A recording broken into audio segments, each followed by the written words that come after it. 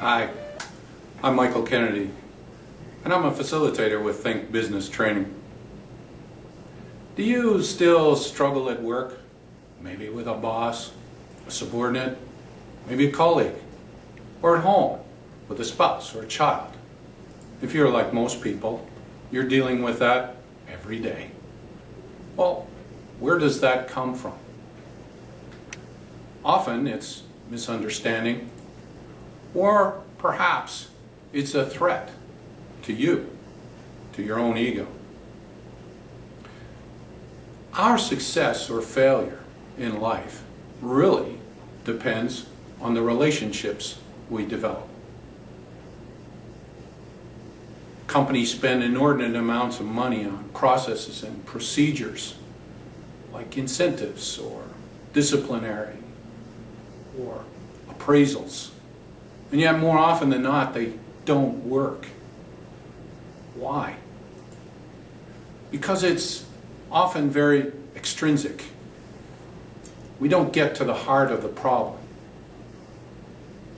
So what's the answer? Do you wish you had a magic technique or silver bullet that you could employ? Well, I've got news for you. It doesn't exist. Sorry. And if anyone comes along saying that they have that, I'd be very skeptical. Because it takes work.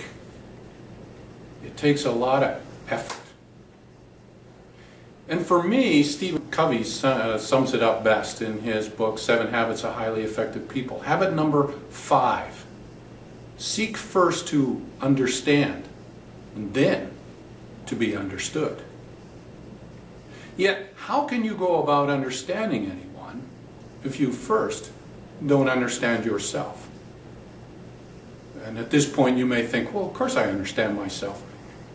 In many workshops, I ask people, I say, okay, what do you value? They struggle for a few minutes, and eventually someone will throw out a word like family or honesty. Then I ask them, okay, what does that look like? What does that sound like? What does that feel like? And they scratch their heads, look down, and try to figure out the answer. And it's hard coming, and sometimes they just say, well, I just know. Why?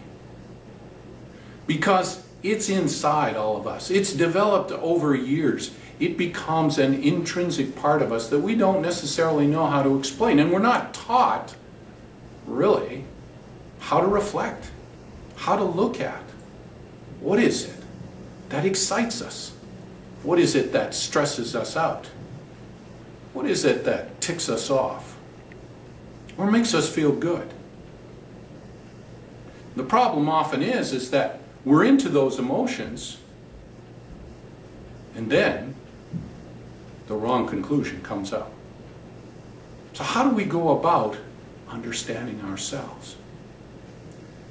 Because the secret is in being able to manage ourselves. Our values and our beliefs, our capabilities are what drive our behaviors.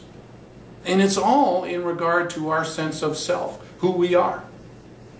And oftentimes when we get into a misunderstanding or conflict, it's because that self or ego has been threatened. And we react, often resulting in hurt feelings, misunderstanding, and, in the end, poor productivity. If we can really learn to reflect and focus on ourselves and then manage ourselves better, we can then truly start to understand someone else. Have you ever caught yourself supposedly listening to someone and they say something that just doesn't ring true with you? What are you doing? Are you listening, or are you developing a counter-argument? If you're like most, you're developing the counter-argument. And of course, listening now goes out the window. And you truly haven't understood that individual. So let's work on that. Once we understand people, we can then influence. And folks, that's what leadership is all about. Nothing more and nothing less. Influence. I've found over the years that people respond basically to two conditions. Despite all the incentives, despite all the other things in the world, what they want most is to feel respected and appreciated or valued. But what does that mean to you? And what it means to you may not be the same as what it means to someone else.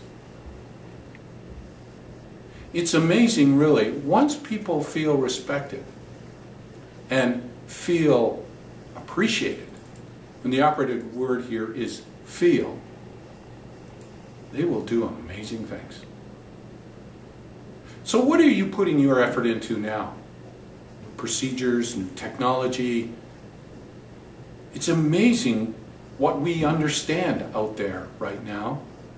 And yet, as Daniel Pink says in his book Drive, or in his video on TED Talks about motivation, he says there is a gap between what science knows and what business does. There are a lot of things we know now, but we don't put into practice. Why?